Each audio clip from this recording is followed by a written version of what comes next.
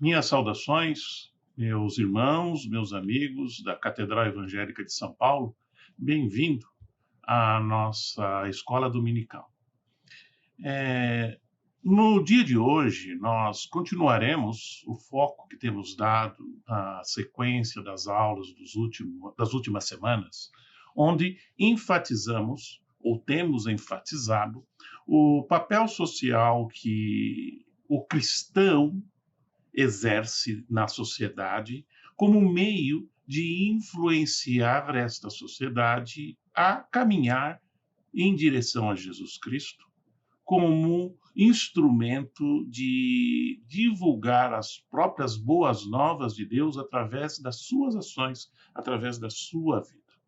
Nós temos visto, em particular, a nossa igreja, a história aqui no Brasil, e hoje daremos continuidade a esse tema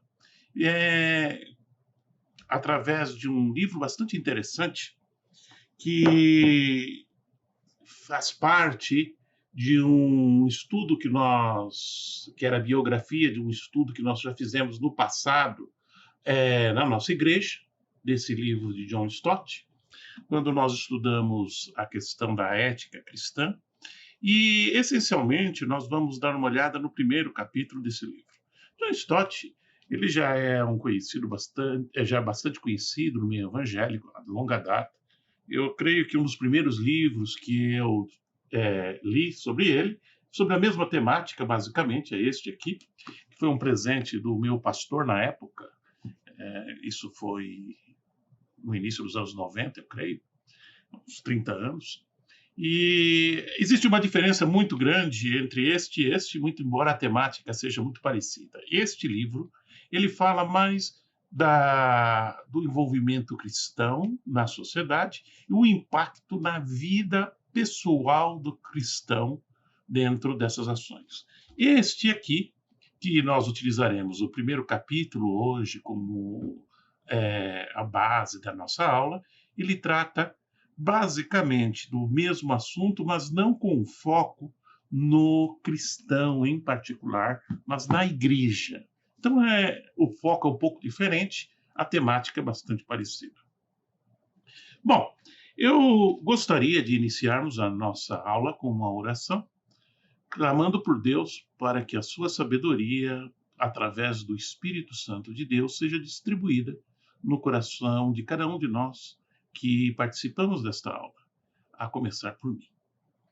Senhor Deus e Pai, graças te damos pelo privilégio que temos de podermos nos reunir, ainda que de maneira remota, para aprender um pouquinho mais da tua palavra, aprendermos um pouco mais dos teus desígnios e da tua vontade para cada um de nós, como indivíduos e como igreja. Que teu Espírito venha nos dirigir, a começar por mim, para que a tua vontade, a tua palavra, seja manifestada no coração de cada um de nós. Em nome e por amor de Jesus Cristo, nós oramos, agradecidos. Amém. Meus irmãos, essa é uma temática bastante interessante e, como quase tudo na vida, ele apresenta um desafio bastante grande para acertar o ponto de equilíbrio. Nós, como seres humanos, temos uma característica muito interessante. Nós temos uma facilidade muito grande de nos aproximarmos dos extremos. Então, em qualquer tipo de situação, nos torna muito mais confortável adotar os extremos, as posições extremas, quer seja de um lado, quer seja de outro, do que definir um ponto ideal entre os dois, no qual deveríamos trilhar para que a vontade de Deus seja manifestada nas nossas vidas e na nossa sociedade no qual estamos inseridos. A questão social da igreja e o papel social da igreja, ou seja, como que a igreja deveria influenciar na sociedade é algo muito complexo e onde desperta muitas paixões e que levam muitas pessoas a adotar justamente as posições extremistas. Quais são as posições extremistas que são muito mais confortáveis de serem adotadas? De um lado, a posição extremista é que a igreja não tem nada a ver com esse mundo que nos rodeia, desse mundo que nós estamos inseridos. Que o papel da igreja, ele é de levar o indivíduo a Cristo. E desta maneira, qualquer outra coisa se torna irrelevante. É verdade. A igreja tem o papel de levar o indivíduo, a cada um de nós, a Cristo. A igreja é o corpo de Cristo. Então, isso é verdade. Porém, na própria palavra de Deus, sobretudo no livro de Tiago, nós vamos ler extensivamente sobre o tema, que a fé sem obras, ela é morta. Que o próprio Deus cobra de nós como cristãos e como igreja, que nós influenciemos no mundo. Aí tem a segunda posição, o outro extremo. O outro extremo é que a igreja deve controlar tudo, existe uma promiscuidade, de certa forma, entre igreja e Estado, e nós temos uma igreja que concentra também um poder temporal que não é algo bíblico. Então, entre essas duas posições, não é fácil para nós, como indivíduos, e imagina como igreja, onde são vários indivíduos associados, definirmos uma posição de equilíbrio entre os extremos. Todavia, eu gostaria de chamar a atenção dos irmãos para alguns aspectos no dia de hoje que às vezes são ignorados. Um primeiro aspecto que é ignorado é, normalmente, quando a gente está discutindo sobre esse assunto, nós ouvimos sempre algum, entre aspas, expert, dizendo que não, a igreja de hoje está fazendo isso, como se nunca tivesse tido problema. A sociedade de hoje é isso, isso e isso. Não, nunca no passado foi assim. O pecado só existe hoje. Não é verdade. Quase todos os problemas, quase todos os desafios que nós vemos na sociedade de hoje já se apresentaram no passado. Já foram feitas diversas soluções, algumas acertadas, algumas erradas, algumas duvidosas, e é justamente esse um dos aspectos que eu chamo de mais míopes ao encararmos os problemas da sociedade. Acharmos, por nossa ignorância do passado, que nossos problemas atuais são tão inéditos que não existe uma solução que já foi tentada no passado que tenha funcionado. Que nossos problemas são completamente diferentes dos problemas que os nossos antepassados enfrentaram. Ora, meus irmãos, sim, a sociedade de hoje tem uma série de diferenças da sociedade do passado, mas o elemento principal da sociedade é o ser humano. E o ser humano continua exatamente o mesmo. O mesmo coração pecaminoso, o mesmo coração rebelde, a mesma visão imersa do pecado que o ser humano natural tem. Só a misericórdia de Deus é que transforma esse ser humano. Só a misericórdia de Deus, através do sangue de Jesus Cristo que nos resgatou deste pecado no qual nós estamos imersos, é que traz essa diferença. E esse mesmo Deus, ele nos conclama a fazer diferença no mundo. Ele nos conclama a sairmos na sociedade. Ele nos admoesta, dizendo que a fé sem obras é morta. Portanto, meus irmãos, é importante que nós vimos também na história o que acontece.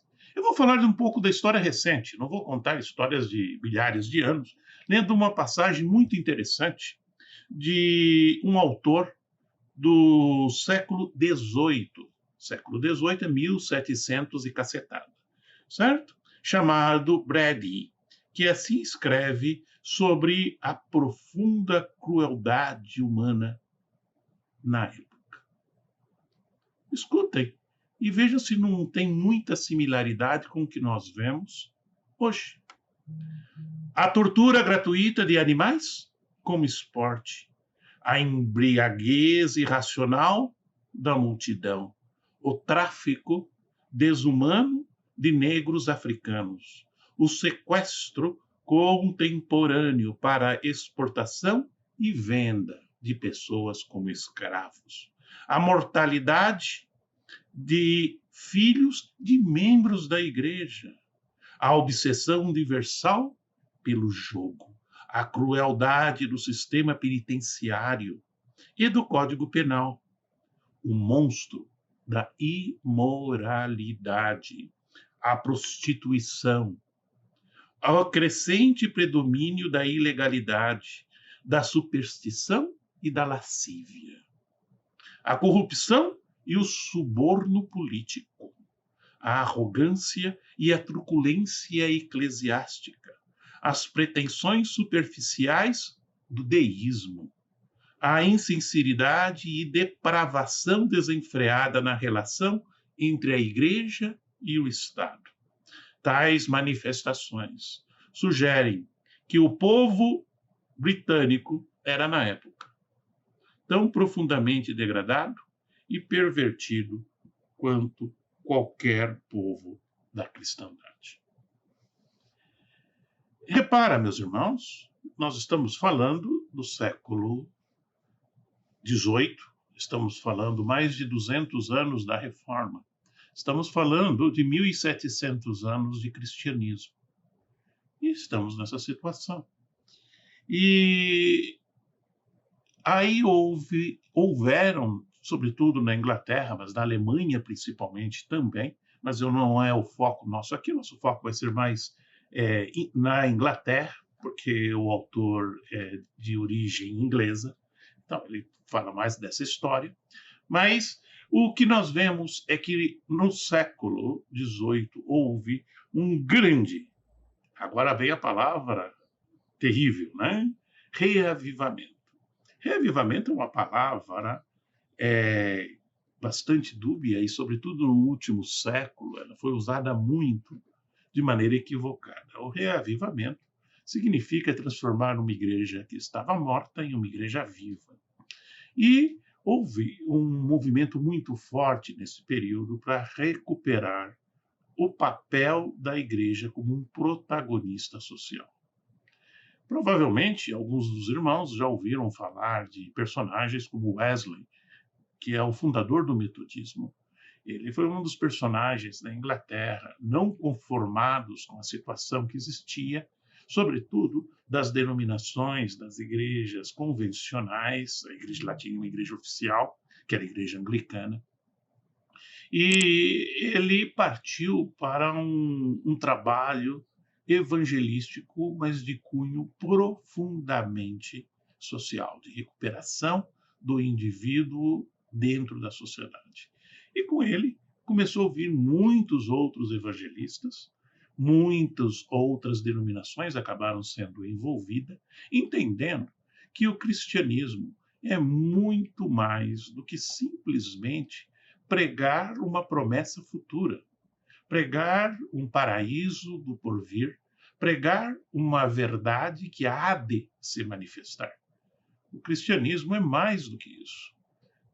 Cristo morreu para que tenhamos vida, vida plena a partir de hoje.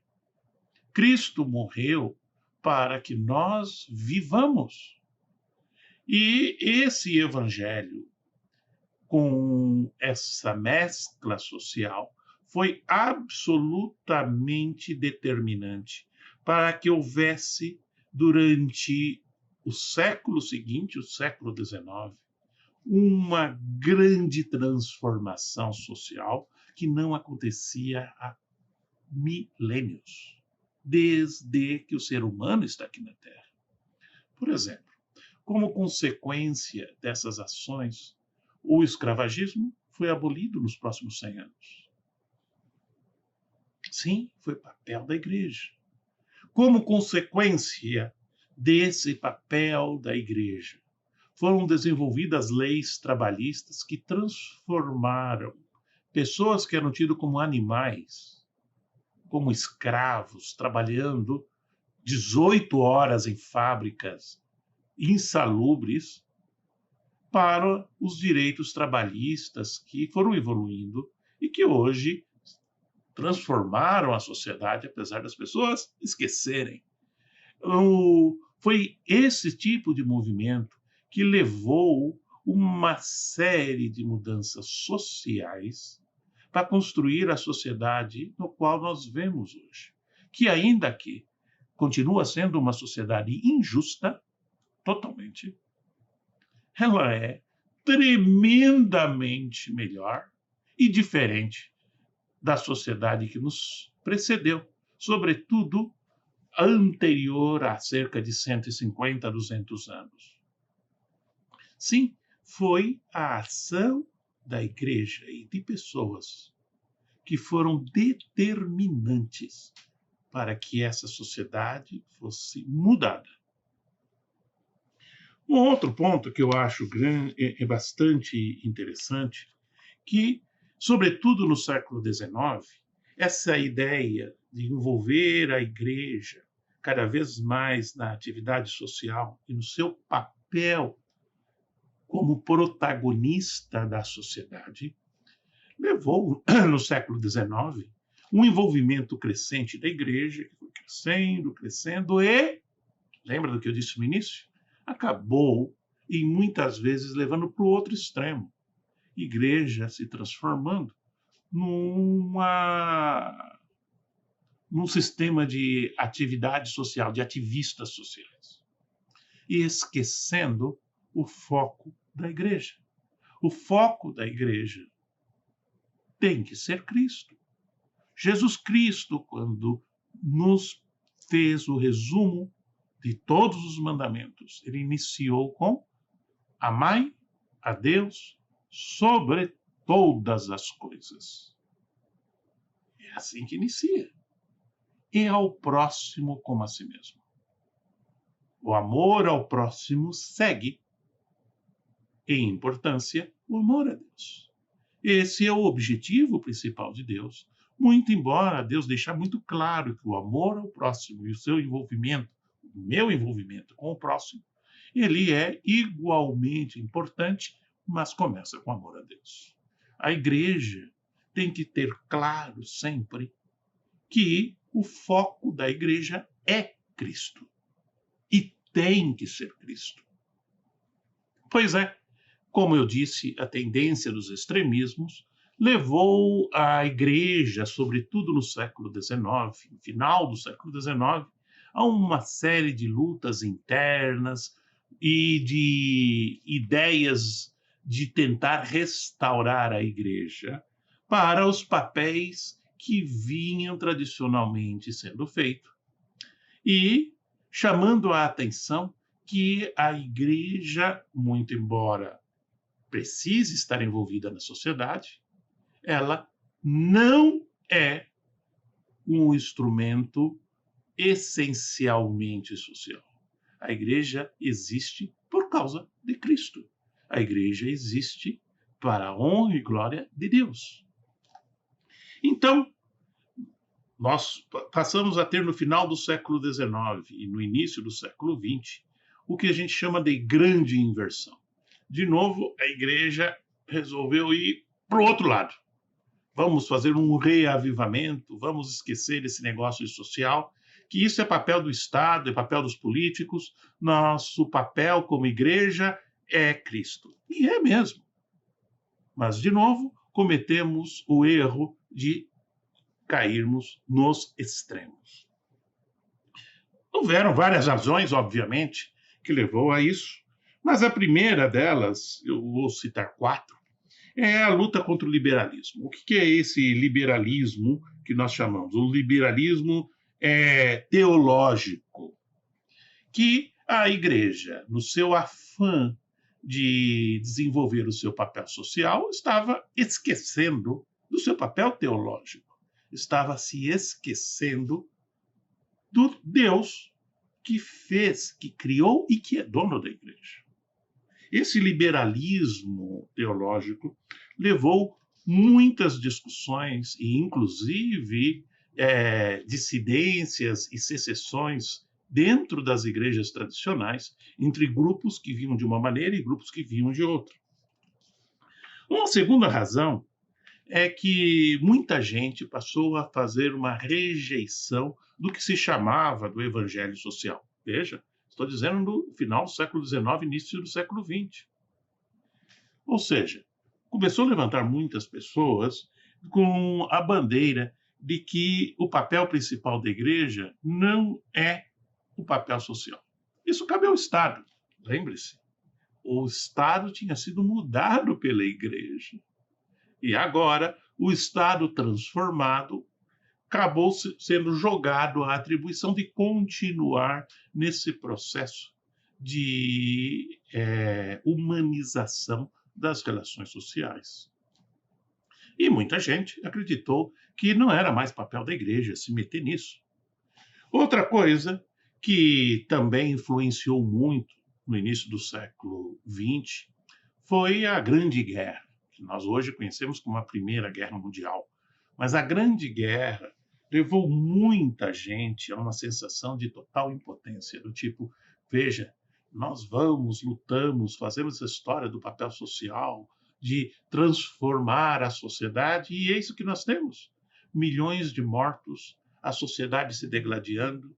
Enfim, não adiantou nada aquilo que nós fizemos, não adiantou nada o nosso esforço histórico de transformar a sociedade. Também houve muita influência da ideia pré-milenista. Eu não vou entrar em detalhes, isso tem a ver com a interpretação apocalíptica da segunda vinda de Jesus. Sobretudo, no final do século XIX, no início do século XX, começaram a ter muitas ideias sobre como seria a vinda de Jesus Cristo. Na Bíblia, fala do tal do milênio, e existem discussões de pessoas que dizem que esse milênio é figurado, tem gente que fala que não, esse milênio precede a vinda de Jesus Cristo, então teremos um milênio de tribulações e aí vem Jesus Cristo. Outros falam que vem Jesus Cristo e depois vem o tal do milênio de tribulações. Enfim, tem diversas visões e interpretações das profecias do livro de Apocalipse. Em particular, no final do século XIX e início do século XX, se tornou muito popular a ideia pré-milenista. O que é o pré-milenismo? É uma dessas interpretações que defende que antes da vinda de Jesus Cristo teremos 1000 anos de profunda tribulação.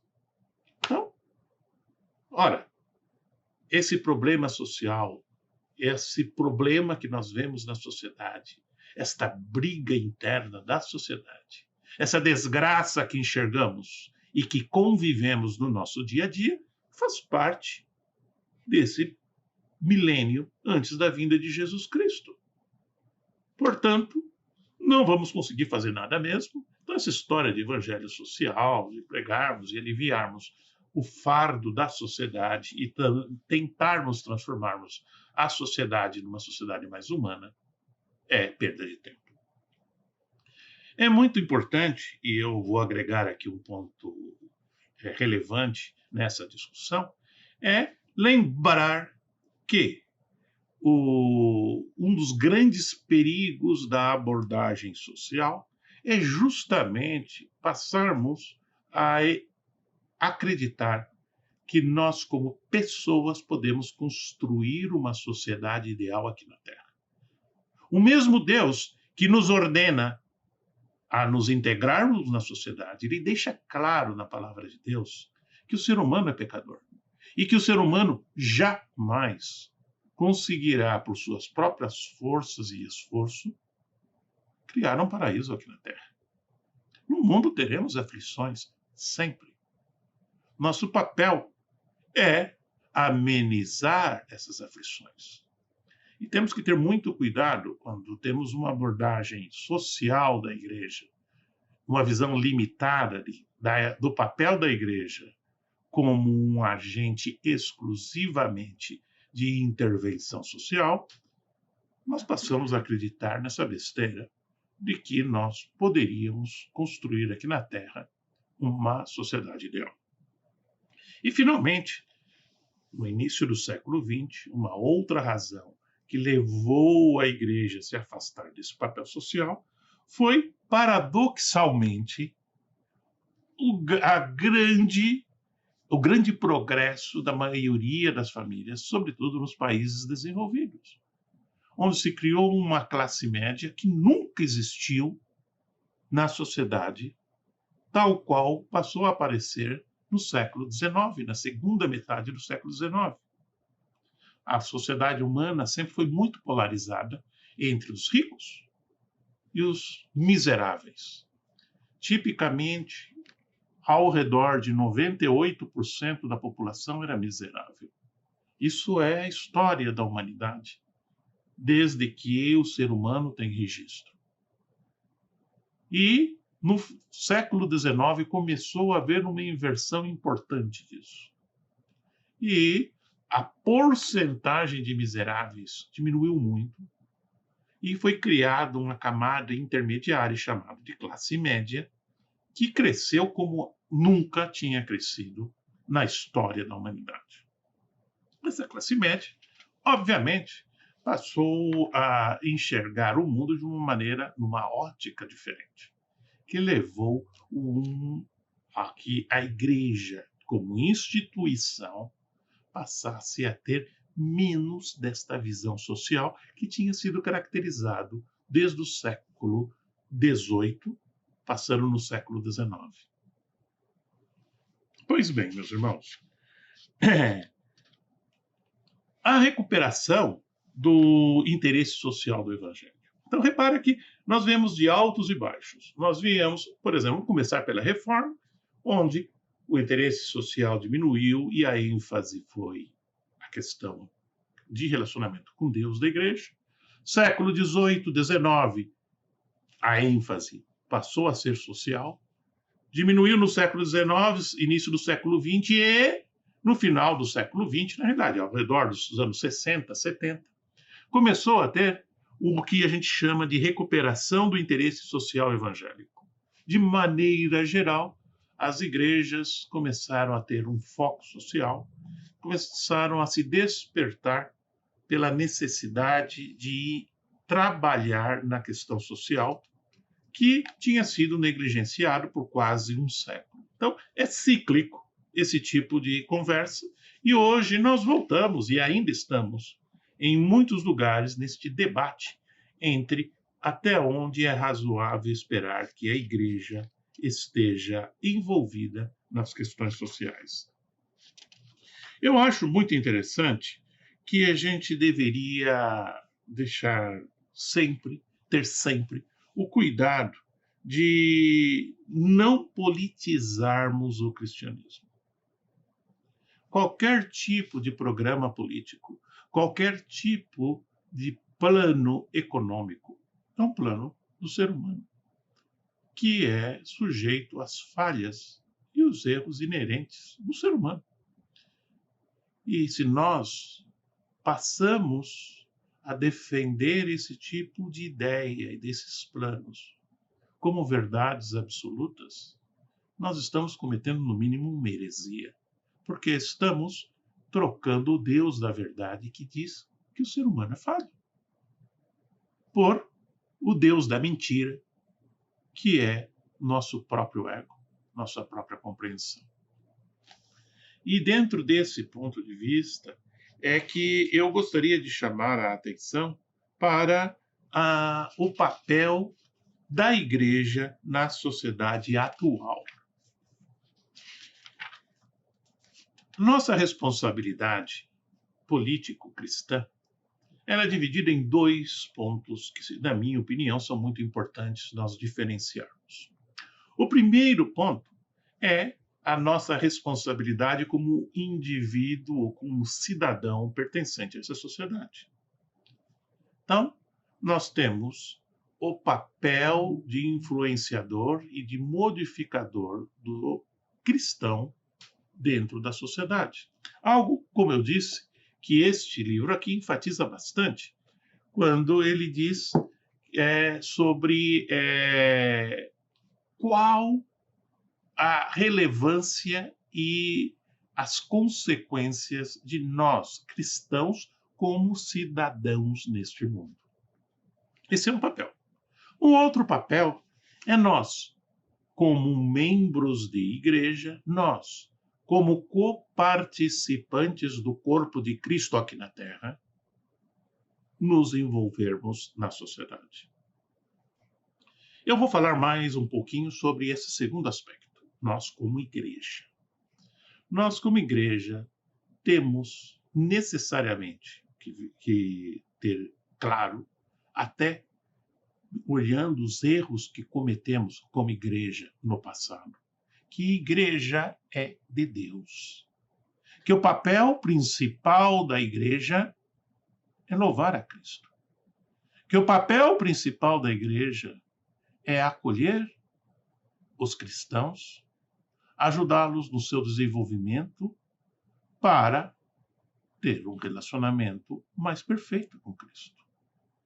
Todavia, o mesmo evangelho da graça, o mesmo evangelho que nos ensina o privilégio que temos como cristãos de podermos ser parte do corpo de Cristo, esse mesmo evangelho diz ide. Esse mesmo evangelho nos cobra a responsabilidade de termos obra e não apenas a fé, no sentido nominal, a obra como consequência da fé. E por isso, a responsabilidade político-cristã hoje, ela é uma responsabilidade que deveríamos levar muito a sério, considerando esses aspectos. Primeiro aspecto, que a igreja é de Cristo. Segundo aspecto, que existe diferença entre o papel social da igreja e o papel social do cristão. E não deveríamos tentar atribuir papel para a igreja do papel que é do cristão, como influenciador do mundo em que vivemos. Porém, não podemos, de maneira alguma, nos conformarmos com este mundo. Não conformamos com este século. Não nos conformamos com a injustiça que existe nesse mundo. E como igreja, também levantamos isto. Eu gostaria de finalizar a nossa aula de hoje com uma referência que pode até ser surpreendente para alguns dos nossos ouvintes, amigos e irmãos, que é uma referência à missa católica. Veja, a palavra missa é derivada da declaração final usada na antiga cerimônia em latim, que diz ite missa est, que num português mais educado significaria vocês estão dispensados. Numa linguagem mais direta, poderia ser de simplesmente dizer saia, vá, ide. Igreja não é só para as quatro paredes, mas a igreja é onde nós estamos. E a nossa responsabilidade, portanto, não se limita às quatro paredes do templo. A nossa responsabilidade vai além disso. Que Deus nos dê a sabedoria para que consigamos descobrir entre os extremos qual o ponto que deveríamos nos posicionar como indivíduos e como igreja para que Deus seja honrado. Não só pela igreja aqui na terra, mas por tua vida e por minha vida. Que Deus nos abençoe. Senhor Deus e Pai, graças te damos por esse privilégio que temos de meditarmos um pouco sobre a tua verdade, sobre a tua vontade para cada um de nós aqui na terra, que o seu reino seja engrandecido através das nossas vidas. Usa-nos, portanto, ó Pai, para a honra e glória do teu reino, a começar aqui na terra. Que os nossos corações sejam transformados pela ação do teu Espírito, para que possamos discernir qual o caminho que expressa a tua vontade para cada um de nós como indivíduos, para nós como igreja aqui na terra, para nós como servos teus aqui na terra. Em nome e por amor de Jesus Cristo agradecemos. Amém.